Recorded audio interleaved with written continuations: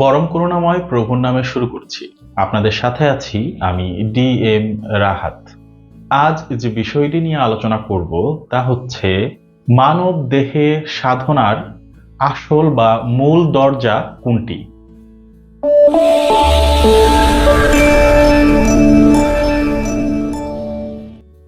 সাধনার জন্য দেহ অত্যাবশ্যক। দেহ ছাড়া আত্মা সাধনা করতে পারে না। যে কোনো কার্য সম্পাদিত করার জন্যই দেহের প্রয়োজন। কিন্তু দেহই মূল নয়, দেহ হচ্ছে মাধ্যম বা উসিলা কর্ম করার। মূল সত্তা যে আত্মা, তাকে পরিশুদ্ধ করার জন্যই কি সাধনা। মূল কথা হচ্ছে নিজেকে পরিশুদ্ধ করার জন্যই সাধনা। এই দেহ তো আর মূল সত্তা নয়, দেহ হচ্ছে আত্মার বাহন।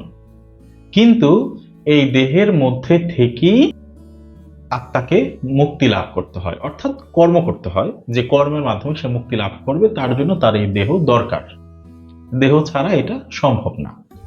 সেক্ষেত্রে এই প্রশ্নটি আসা খুব স্বাভাবিক যে দেহের মধ্যে আসল দরজা কোনটা, যে দরজায় সাধনা করলে দ্রুত অগ্রগামী হওয়া যাবে, বা মূল দরজা কোনটা যেখানে সাধনা করলে মুক্তি লাভ করা সম্ভব, বা আল্লাহকে লাভ করা সম্ভব, নির্বাণ লাভ করা সম্ভব।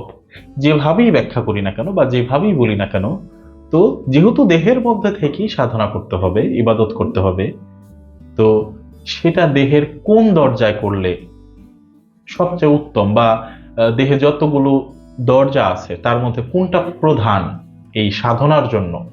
এখন দেহের দরজা দ্বারা অনেক কিছুই বোঝানো হয়ে থাকে। এই ঘর, দুয়ার, জানালা, এই যে বাহ্যিকভাবে যেটা বোঝায়, হুবহু এরকম হবে ব্যাপারটা মোটেও সেরকম না।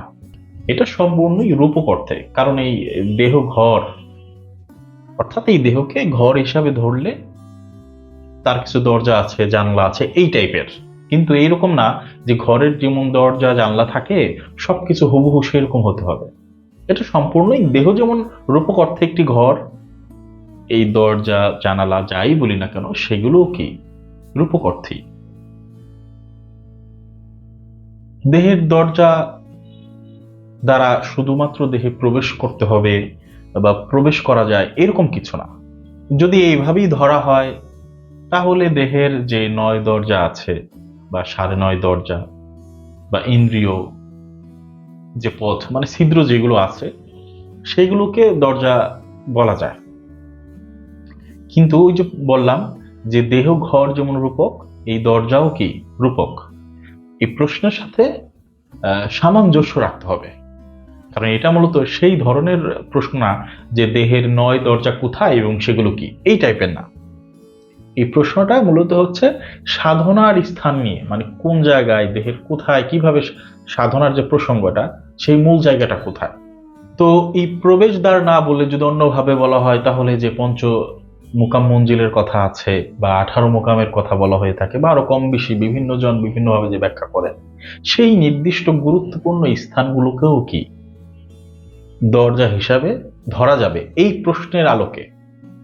যেহেতু প্রশ্নটিও রূপক, এখানে দরজাও রূপক, সেক্ষেত্রে আমাদের তালিমে যে এরকম অরাল ওরা, আওয়াদনা, কাপকাউসিন, মাহমুদা, নাসিরা, এই যে মোকামগুলো আছে সেটাকেও ধরা যাবে।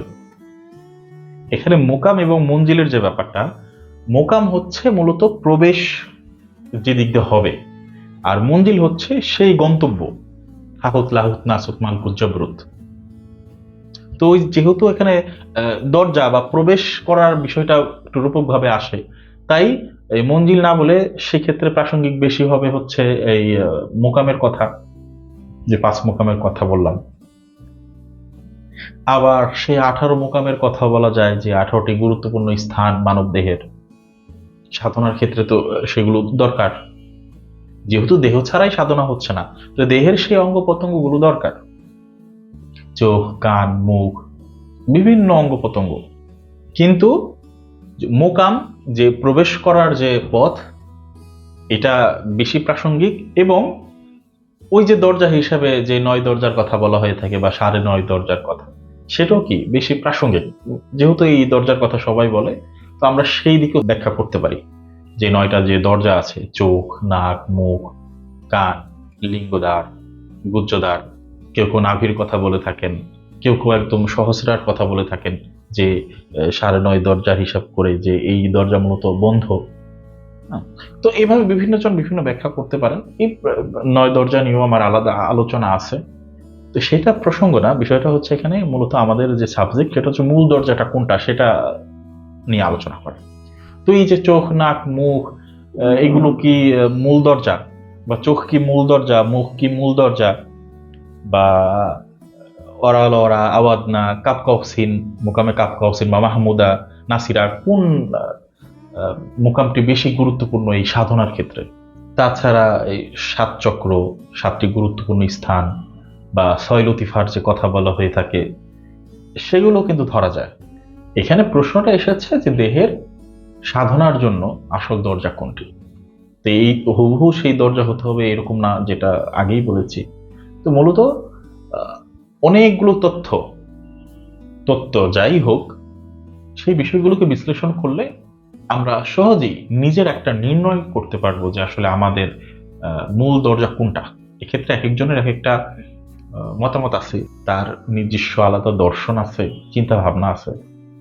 যেহেতু অনেকেই আলোচনা শুনেন এবং অনেক মতদর্শের মানুষই দেখেন, তাই মোটামুটি সবগুলো বিষয়কে একত্র করার চেষ্টা করছি আমি যেটা বলছি সেটাই চূড়ান্ত এরকম কখনই না, আমার কোনো আলোচনায় আমি সেভাবে বলি না। এই জন্য মূলত অনেকগুলো বিষয়কে একত্র করে আলোচনার চেষ্টা করি। আমি আমার মতামতটাও দিব যে আমার কাছে কোনটা আসল দরজা মনে হয়। তো সাধনার যে 7 বা 6টা গুরুত্বপূর্ণ চক্র বা স্থান, মূলাধার, স্বাধিষ্ঠান, অনাহত, মণিপুর, আজ্ঞাচক্র, বিশুদ্ধ চক্র এবং সহস্রারকে কেউ কেউ যুক্ত করেন, এগুলো ধরা যায়। আবার যে 6 লতিফার কথা বলা হয়ে থাকে, কলব, রুহ, সের, খুফি, আখফা, নফস, এই যে বিষয়গুলো আছে সেগুলো কিন্তু খুব গুরুত্বপূর্ণ স্থান, মাকাম। সাধনার জন্য এগুলো গুরুত্বপূর্ণ, অবশ্যই লাগে। আর এগুলো তো দেহের বাইরের কিছু না। যদিও সবগুলো প্রধান নাও হয়, অন্যতম একটি বিশেষ থাকবে দরজা, তবুও কি এই দরজা বা যেই লতিফাগুলো বলছি বা চক্রগুলো বলছি, এগুলো ছাড়া তো আর সাধনা হবে না। তাই এগুলো গুরুত্বপূর্ণ, বাদ দেওয়ার কোনো উপায় নেই। ব্যাখ্যা 6 লতিফার করুক বা 7 চক্র করুক, 6 চক্র করুক, যেভাবেই করুক, দেহের এই বিষয়গুলো অবশ্যই গুরুত্বপূর্ণ এবং সাধনার জন্য আবশ্যক। কারো এ ব্যাপারে জ্ঞান থাকাই লাগবে সাধনার জন্য, ব্যাপারটা সেরকম না, কিন্তু এই বিষয়গুলো অবশ্যই জড়িত থাকবে। এক একজনের গুরু এক একভাবে সাধনার শিক্ষা দিয়ে থাকেন। তো যেভাবেই দেখ, হৃদয়, নফস, রুহ বা এই যে আজ্ঞাচক্র, সহস্রার, এইগুলো ছাড়া সাধনার সুযোগ নেই। হতে পারে এটার ব্যাখ্যা ভিন্নভাবে দিচ্ছে বা ব্যাখ্যা দিচ্ছে না, মুর্শিদ যা বলতেছেন সে তার ভাষায় বলতেছেন। যেমন এই চক্রের ভাষা, লতিফার ভাষাও তো আলাদা। তো যারা চক্রের শিক্ষা নিচ্ছেন এই শব্দগুলোর মাধ্যমে, তারা তাদের মতো করে দীক্ষা নিয়ে সাধনায় সিদ্ধি লাভ করছেন। আর যারা সুফি ঘরানার মধ্যে থেকে এই যে খুফি, সের, কল্প এগুলো নিয়ে আলোচনা করছেন, চক্রের কথা বলছেন না, তারাও মুর্শিদের কৃপায়, মুর্শিদের কাছ থেকে সাধনা শিক্ষা নিয়ে কি মুক্তি লাভ করছেন। মূল বিষয় হলো আত্মশুদ্ধি বা সাধনার মাধ্যমে সিদ্ধি লাভ, পরমের দর্শন লাভ করা, নিজের মাঝে আত্মদর্শন লাভ করা, এটাই তো মূল কথা। নাম ধাম, ব্যাখ্যা বিশ্লেষণ এত গুরুত্বপূর্ণ না, কর্মটা এখানে গুরুত্বপূর্ণ, সাধনাটা গুরুত্বপূর্ণ। কেউ এগুলো খুব ভালো মতো জানলো কিন্তু ব্যাখ্যা বিশ্লেষণ বুঝেও সে সাধনা করলো না, কর্ম করলো না, তাহলে তার মুক্তি সম্ভব না। তাই দেখা যায় যে অনেকেই অনেক কিছু জানেন বা বুঝেন, অনেক তত্ত্ব তালিম সম্পর্কে তার জ্ঞান, কিন্তু এই কর্ম না করার কারণে, সাধনা না করার কারণে সে আধ্যাত্মিক পথে খুব বেশি অগ্রসর হতে পারেন না। আবার দেখা যায় যে একজন খুব কম জানেন, হয়তো এত কিছু বুঝেনি না, তার মুর্শিদ বা গুরু কিছু বাক্য দিয়েছিলেন, সে তার উপর আমল করে, সাধনা করে, মুর্শিদের আদেশ নিষেধ সব মেনে চলে, ছোট্ট সাধনা দেখ, জিকির দেখ, যাই দেখ, মুরাকাবা মুশাহেদা, সে সেটা খুব মনোযোগ দিয়ে করে, কিন্তু এত কিছু বুঝে না। এই প্রধান দরজা, এত দরজা, অত দরজা, 7, 18, 5, এগুলো এত কিছু সে বুঝে না। তবুও কি, সে সাধনার পথে অনেক অগ্রগামী হয়ে যায়। আর সেটাই কিন্তু মূল বিষয়। তো এই যে 5, 18, 9 যাই বলি, এখানে দরজা দ্বারা কি সে শুধুমাত্র প্রবেশের বিষয় এরকম না, মানে প্রবেশ করার যে রাস্তা এরকম না, এটা মাধ্যম হতে পারে। যে কোন মাধ্যম, দেহের কোন অঙ্গের মাধ্যমে বা কোন স্থানের মাধ্যমে কি সাধনায় বেশি অগ্রসর হওয়া যায়, বা কোন স্থানটা প্রধান সাধনার জায়গার, মানে এই স্থান দিয়ে ঢুকলাম, ব্যাপারটা শুধু এরকম না যে দরজা মানে তো প্রবেশ দ্বার বোঝায়, কিন্তু এই প্রশ্নের যে বিষয় সেখানে এরকম কিছু না। এখানে মূলত স্থানটা ইম্পর্ট্যান্ট, এখানে মূলত স্থানটা গুরুত্বপূর্ণ। এই দরজা দ্বারা কি দরজাও বোঝাচ্ছে, যাওয়ার পথও বোঝাচ্ছে, আবার কি সাধনা করার মাধ্যমের একটি অঙ্গ বা স্থানকেও বোঝাচ্ছে। সেটা অবশ্যই কি দেহের মধ্যে। এখন আমরা সবাই একটা বিষয় খুব ভালো মতো জানি, সেটা হচ্ছে কি আমাদের যে কর্মের ফল বা সাধনার যে ফল, এটা নির্ভর করে কি আমাদের ভাবনার উপর, নিয়তের উপর, চিন্তার উপর। তো আমাদের এই ভাবনা, চিন্তা, নিয়াত যাই বলি, এগুলো কোথায় থেকে হয়, এটা কোন জায়গা থেকে নিয়ন্ত্রণ হচ্ছে? আমার হাত থেকে কি আমার ভাবনা, চিন্তা এগুলো নিয়ন্ত্রণ হচ্ছে?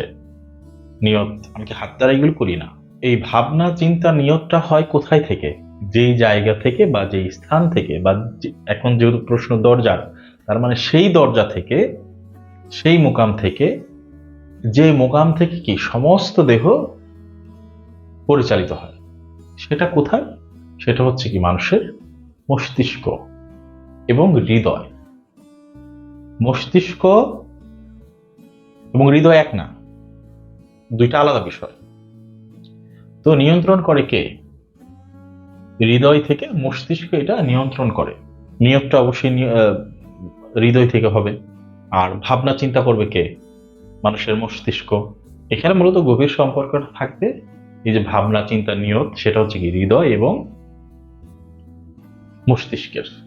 মূলত মস্তিষ্ক যখন সজাগ থাকে তখনই কি সে দেহ তার দ্বারা নিয়ন্ত্রিত হয়।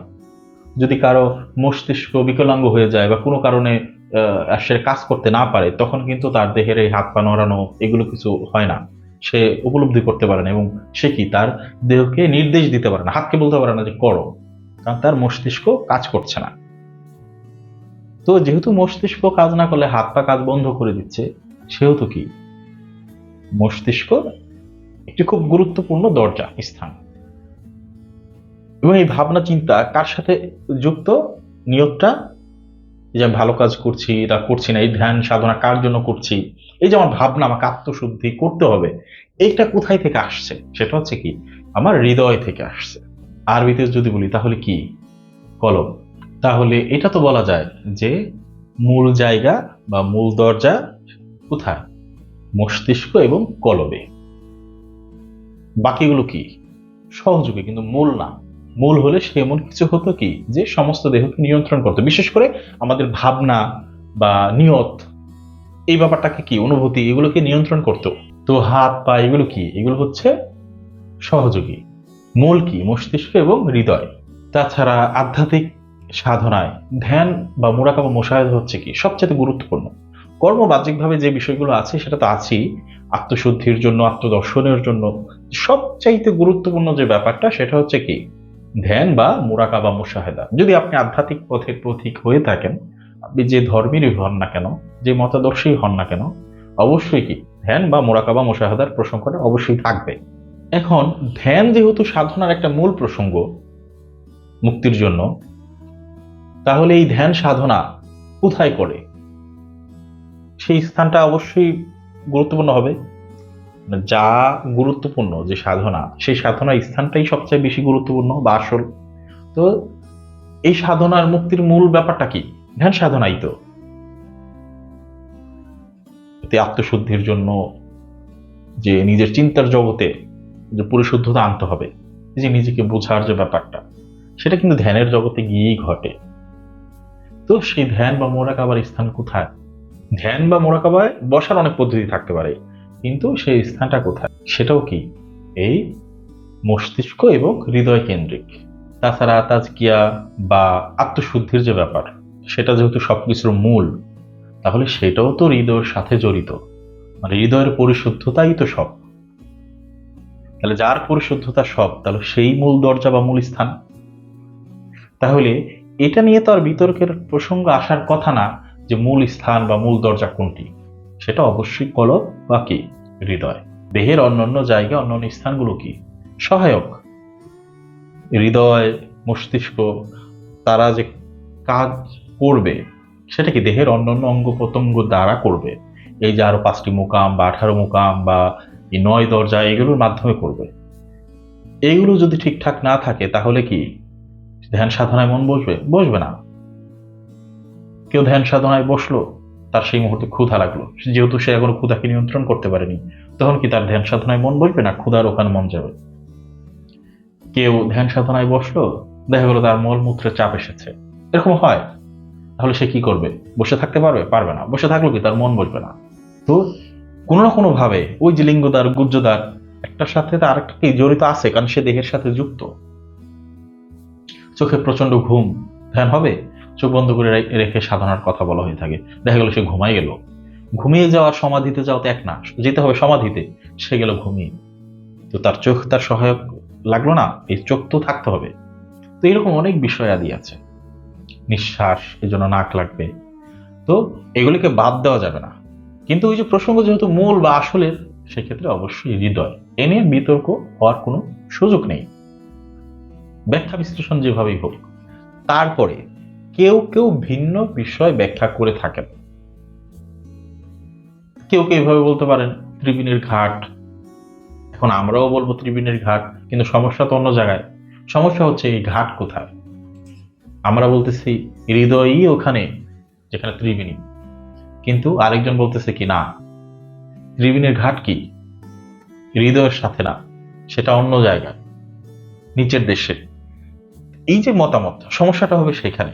কারণ ত্রিবেণীর ঘাট দ্বারা যারা 3টি বিশেষ পথ বোঝায়, অর্থাৎ 3 নদীর যে মিলনস্থল বোঝাতে গিয়ে যারা আহ, যৌনাঙ্গকে বুঝিয়ে থাকেন বা জননেন্দ্রিয়কে বুঝিয়ে থাকেন নারীদের, তাদের সেই মতামতটি আমরা গ্রহণ করতে পারি না।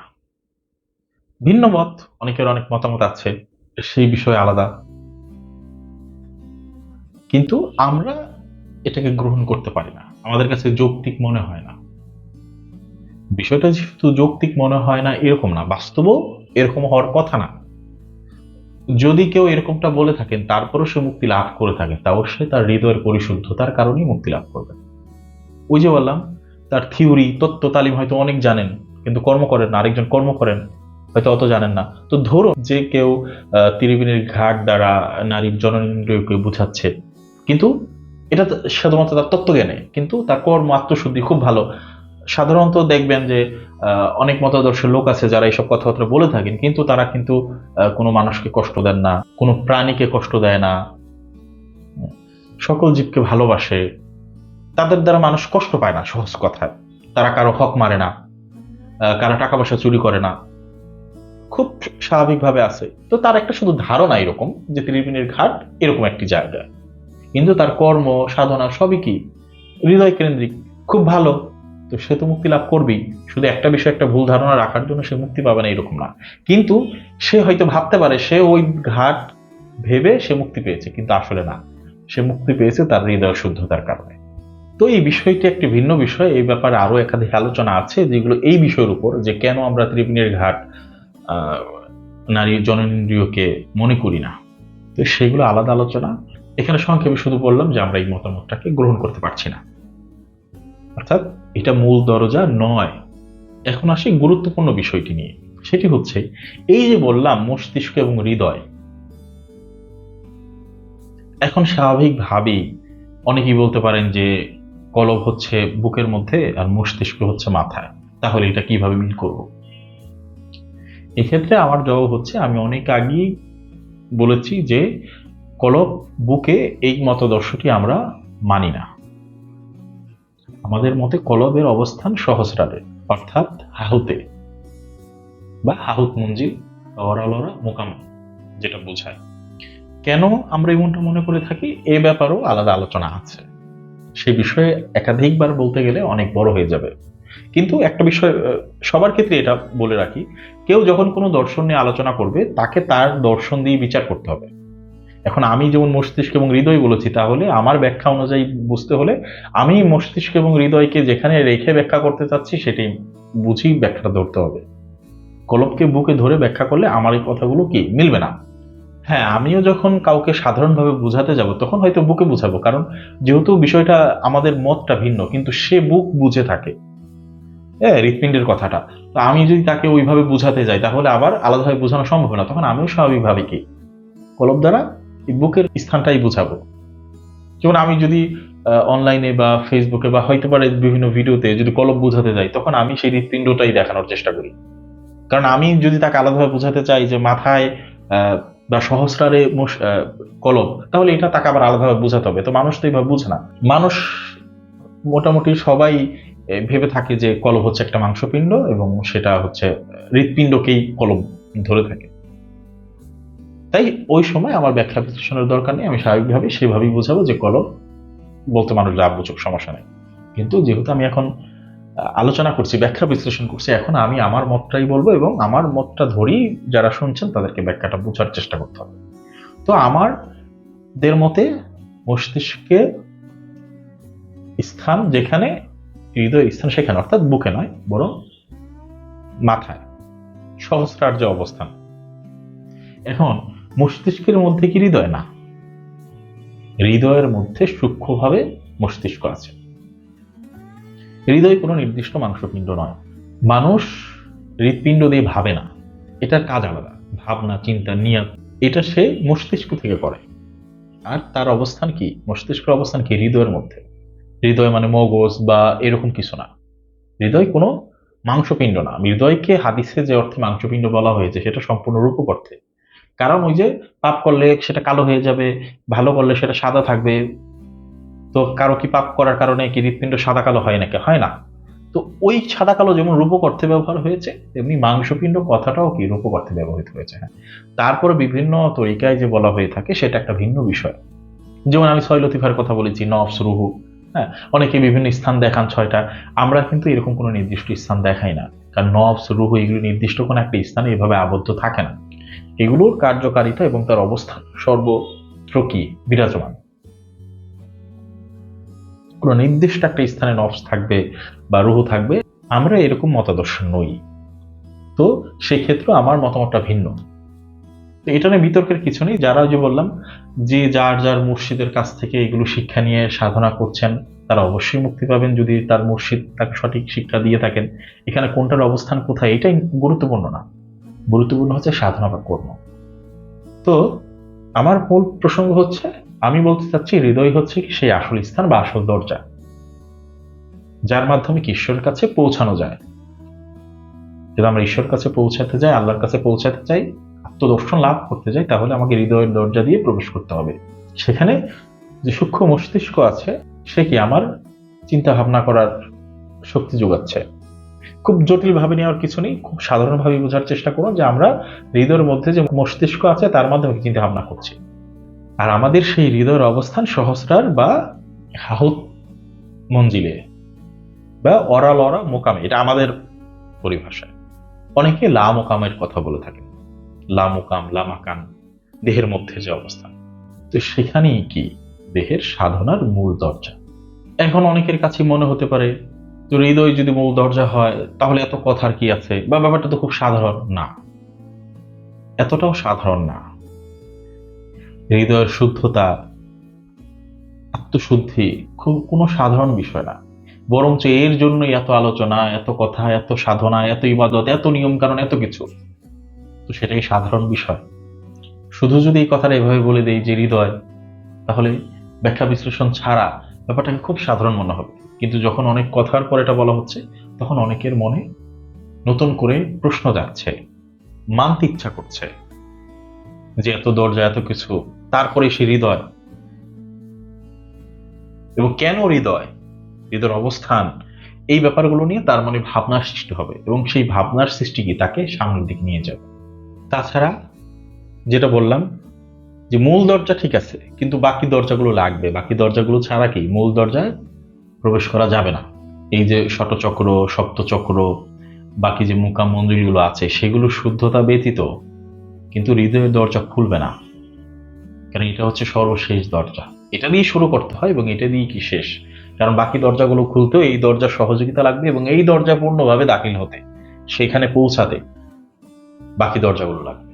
ইহা এমন এক বিষয় যে ইহাই প্রথম দরজা এবং ইহাই কি শেষ দরজা। মানে হৃদয়ের দরজা ছাড়া বা এখান ছাড়া, হৃদয় ছাড়া আপনি তো বাকি চক্র বা বাকি মোকামঞ্জুরিগুলো কি ঠিক করতে পারছেন না, শুদ্ধ করতে পারছেন না। কিন্তু হৃদয় প্রথমে শুদ্ধ হয়ে যাবে ব্যাপারটা এরকম না, সর্বশেষ হৃদয়ের শুদ্ধতা আসবে এবং কি তখন আত্মদর্শন লাভ হবে। আশা করি বিষয়টি বুঝতে পেরেছেন।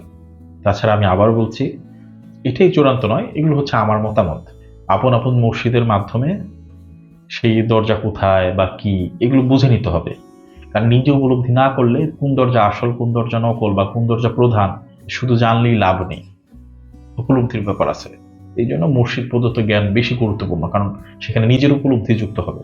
আর সেটাই কিন্তু গুরুত্বপূর্ণ, এই নাম জানা বা এই তত্ত্ব জানা গুরুত্বপূর্ণ না।